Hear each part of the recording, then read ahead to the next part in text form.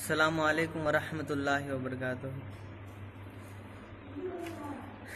एक दो शेर पेश करूँगा, गौर से समाअत फरमाएं और इन शेरों की वजह से एक बेहतरीन मफ़हम आपके सामने आ जाएगा। वो थे महरूम तालिम से मगर मुझको पढ़ाया है। वो थे महरूम तालिम से मगर मुझको पढ़ाया है। पसीना हद से बढ़कर भी मेरे खातिर बहाया है। पसीना हद से बढ़कर भी मेरे खातिर बहाया है।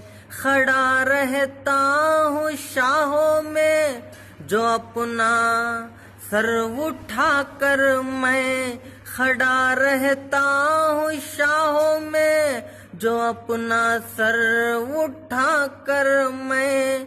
मेरे वालिद ने मुझको आज इस काबिल बनाया है।